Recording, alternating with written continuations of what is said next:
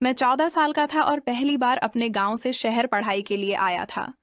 शहर में बड़ी खाला का घर ही मेरा ठिकाना था। खाला का शौहर परदेस में रहता था और वो ज्यादातर अकेली ही घर में होती थी। शुरू शुरू में मुझे ये सब कुछ अजीब सा लगता था, लेकिन आहिस्ता आहिस्ता खाला की मोहब्बत और शफकत मेरे दिल को लगने लगी। वो अम्मी की दोस्त भी थी, इसलिए मेरे साथ बहुत इज्जत और मोहब्बत से पेश आती, पूछती रहती थी कि कुछ चाहिए तो नहीं। कभी दूध का गिलास, कभी फल, कभी नाश्ता मेरे कमरे में आकर खुद रख देती थी। मैं हैरान रह जाता कि इतनी मोहब्बत कोई इतने दिल से कैसे दे सकता है। उनकी मुस्कुराहट और बात करने का अंदाज मेरे दिल को खींचने लगा। शाम को बारिश हो रही थी, बिजली भी चली गई थी। मैं कमरे में किताब खोले बैठा था कि काली मोमबत्ती जलाकर अंदर आई। वो सफेद शलवार कमीज में थी, बाल खुले हुए थे। उनके चेहरे पर बारिश की नमी टपक रही थी। पहली बार मैंने उन्हें उस नजर से देखा जिस नजर से शायद मुझे नहीं देखना चाहिए था। मेरा दिल जोर जोर से धड़कने लगा। खाला ने हंसकर कहा, इतना घबराए हुए क्यों बैठे हो? बारिश ही तो है, इसमें डरने की क्या बात है? बात है, मैंने कुछ नहीं कहा, बस उन्हें देखता रहा। इस दिन के बाद मेरे दिल में उनके लिए एक अजीब सा जज्बा जागा, जो मोहब्बत और चाहत के बीच की कैफियत थी।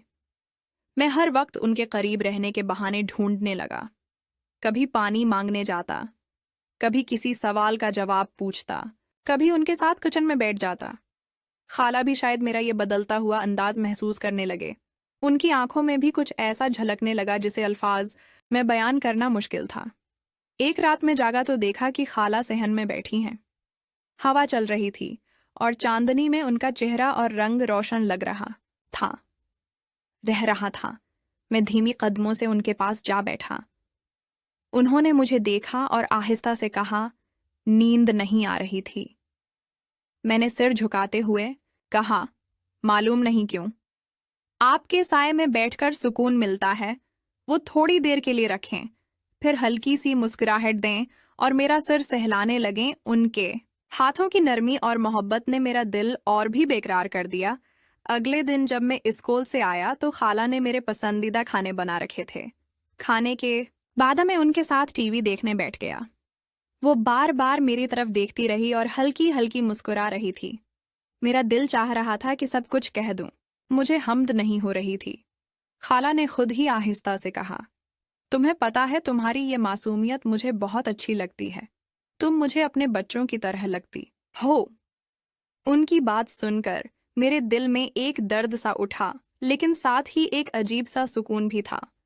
दिन गुजरते गए और मेरा लगाव बढ़ता चला गया। जब मैं बीमार हवा तो खाला ने सारी रात मेरा सिर सहारा, मेरे लिए दवाइयां लाएं।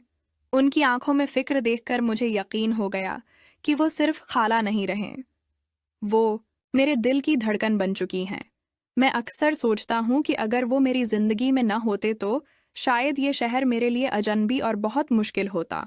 एक दिन शाम को मैंने हिम्मत करके कहा, अगर खाला मैं आपसे कुछ कहूं तो आप बुरा नहीं मनाएंगी?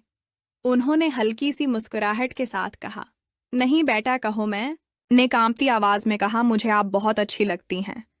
मतलब बहुत ज्यादा। खाला ने देर तक मुझे देखा, उनकी आंखों में नमी आ गई। उन्होंने मेरा हाथ थामा और कहा, ये जो जज्बात है ना, ये तुम्हारे दिल की मासूमियत है। तुम अभी बहुत छोटे हो, शायद समझ नहीं पाते, मगर मैं तुम्हारे दिल की बात को समझती हूँ। उसके बाद वो खामोश हो गई, मगर उसकी खामोश आंखों ने सब कुछ कह दिया।